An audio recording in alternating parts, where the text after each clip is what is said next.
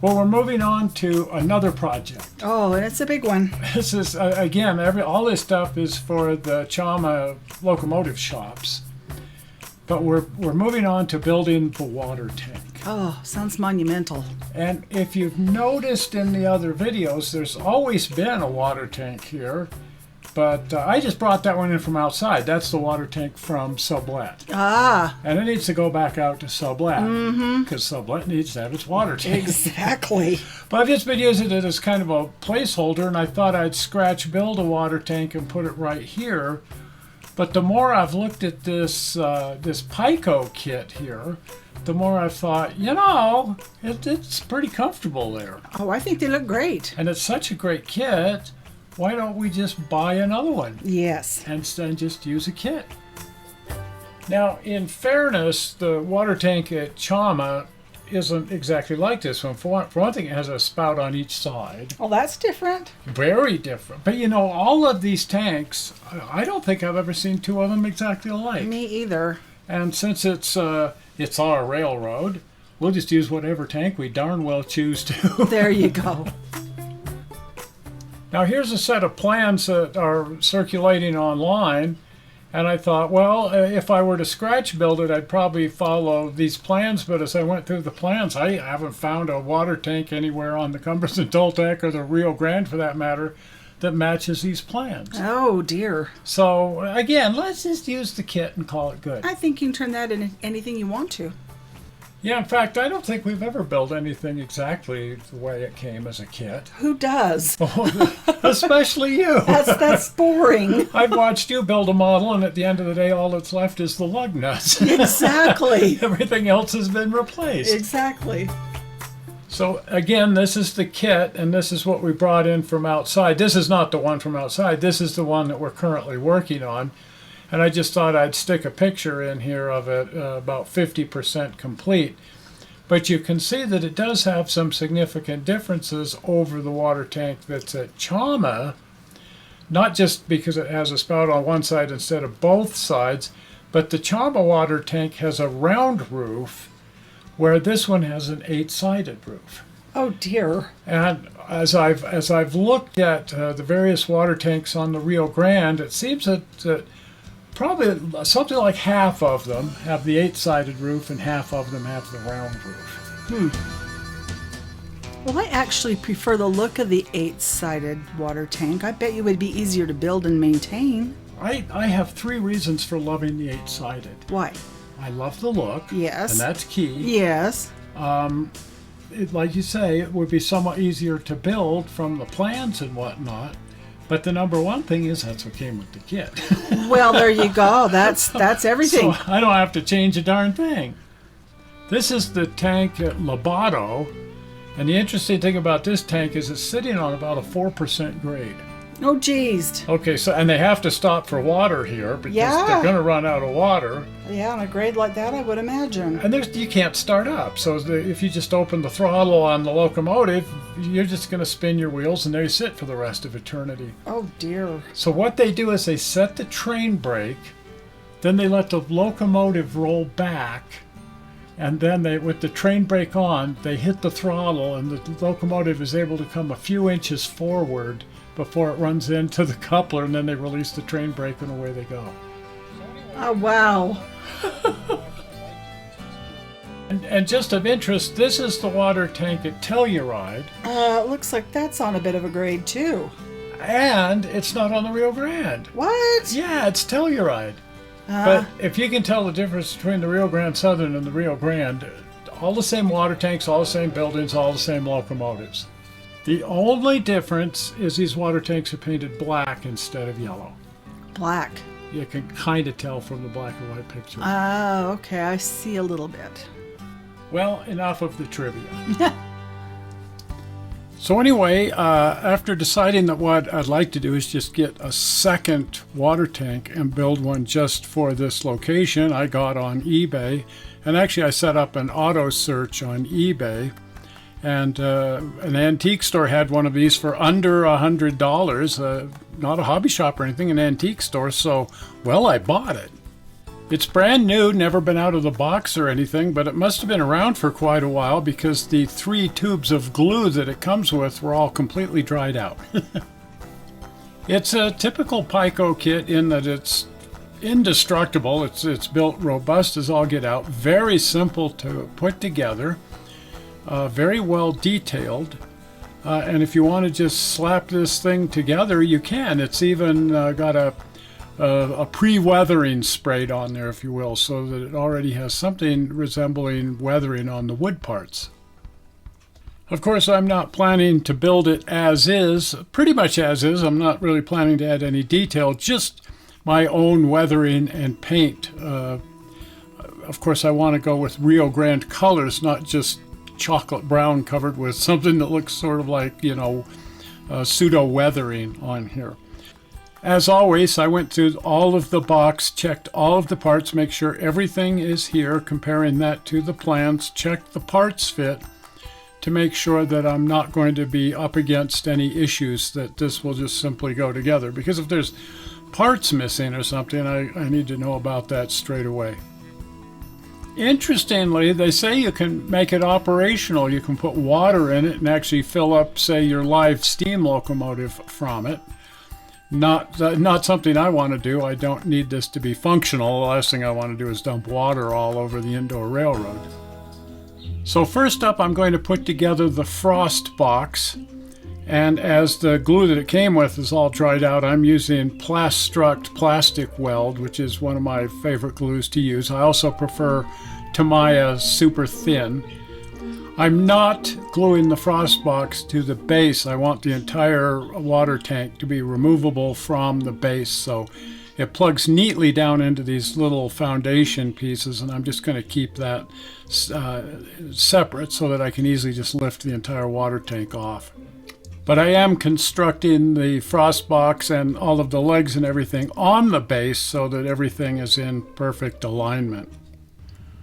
Once the glue is set up, I'm going to go ahead and put some color and weathering on the frost box here. I'm okay with that base color, with that base weathering, so I'm just going to dry brush now some lighter colors over the top of it. Mostly what I'm using here is a craft color called Barnwood, and then also a lighter tan color. I just want to bring the surface up a bit, lighten everything up by dry brushing, especially more toward the bottom. Lighter colors at the bottom, darker colors at the top, as would be typical on a wood structure. The key, of course, to dry brushing is just not have very much paint in your brush. If the paint itself is kind of moist on your palette, then you need to really carefully remove quite a bit of it onto a piece of paper or something so that you're not bringing a lot of paint. Oops, way too much paint here. Because I don't want to bring that much paint over here. I just want a little bit of color on my brush. As the paint on the palette dries out, then your brush automatically becomes much drier because the paint you're using is much drier. I try to get the dry brushing as uniform as possible, knowing full well that it won't be uniform at all. But it's not something that I want to strive for. I want to strive for making it as uniform as possible and then just accept the idea that it's not going to be on here quite uniform. Once the dry brushing is set, then I'll come in with my first wash. I'm using a brown here, a very deep brown. Sometimes I even use pure black, but usually I'm using a dark brown, super dilute. I go into the water there. I'm just using regular water and just really diluting this down. I want a very, very thin mixture that will soak down into the cracks and into the wood grain, and then kind of manipulate that around. Don't brush it in too deep anyway, or you'll mess up your dry brushing. You want to just kind of apply this to the surface and let it run, as opposed to brushing it around a great deal, or you'll ruin your dry brushing. Again, the key is to really work it down into the cracks so that they're really filled with color, and it will tend to run toward the bottom of the part, which is perfectly normal. Just as I put more dry brushing toward the bottom, I want this color also to be more intense toward the bottom, and it will just naturally do that because of gravity.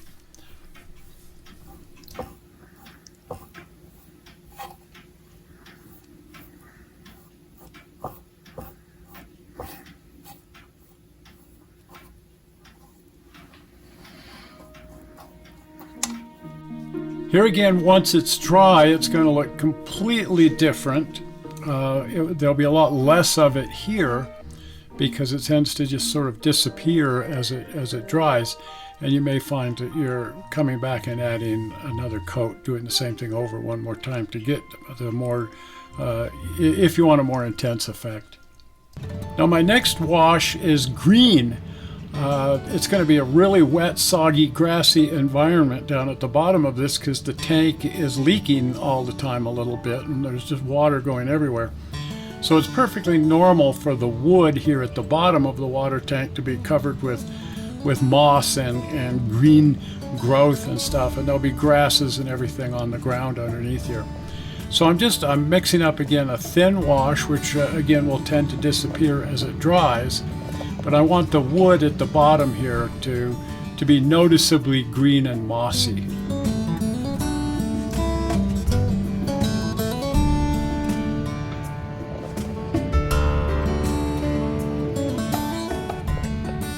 Here again, you have to let that dry before you can really see just exactly what you've done. And again, you might do a second coat. This actually is 2 coats on here to get the effect that I wanted. And I'm not too concerned where the green is spilling out onto the ground or onto the footings because those will all be painted separately. I'm just concerned where moss is getting up on the wood.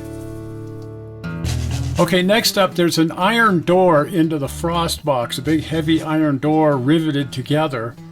So I took that over to the paint booth and shot it with flat rust. I used Model Master rust, which is no longer available.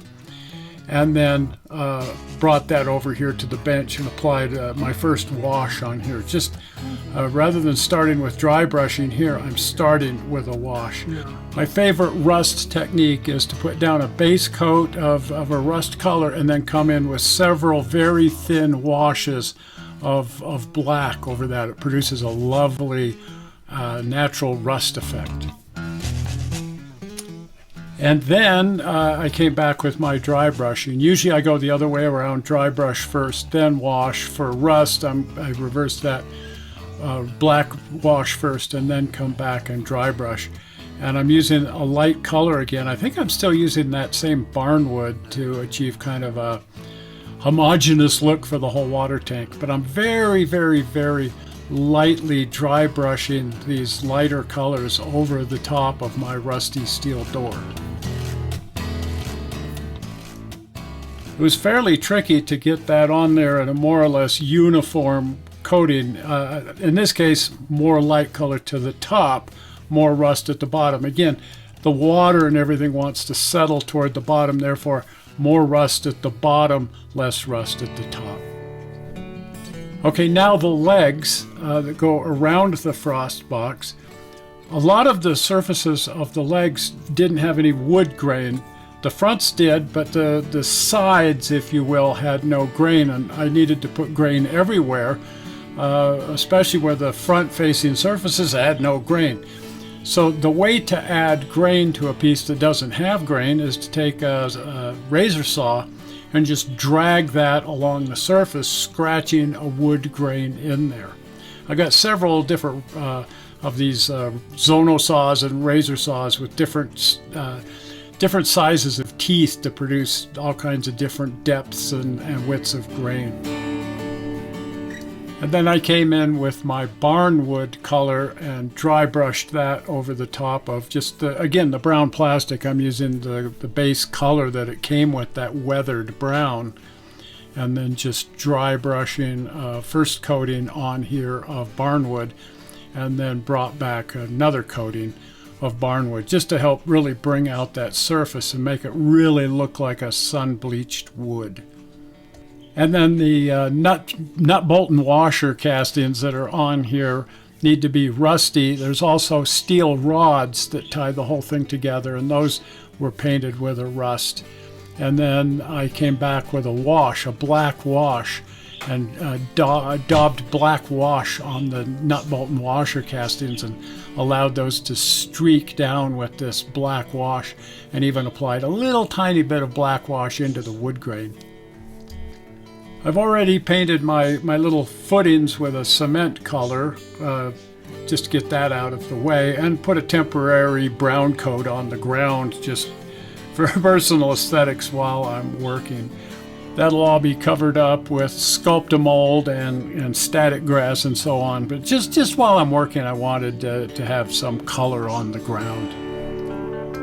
At any rate, I think that is the finished look for the legs and the frost box. I like to throw figures into a scene just to see how it all comes together with human beings in the scene. Just adds a little fun to the project. Well, we'll be picking it up from this point next week. I hope we're not picking it up. I want it to stay on the workbench. Well, we'll be picking it up long enough to move it out in the other room and test fit it. There we go. Other than that, no. Well, what we're moving on to is the base that the tank sits on, as well as the roof. Okay. And the shingles on the roof. Sounds good. And typically I like to actually put wood shingles on something, but these are such darn good looking shingles. Again, it's such a great kit. Why mess with perfection? Exactly. It's beautiful. So hopefully you're going to want to follow along as we build the Piko water tank here. I think it's going to be in 3 segments. And so if you're not a subscriber to the channel, please follow along with this series by hitting the upcoming subscribe button. Zoink! Right there, the subscribe button. Well, we're not sure how you found this video on the internet. We hope you didn't find it boring, and we will see you here on Tuesday. Right. Bye-bye. Bye.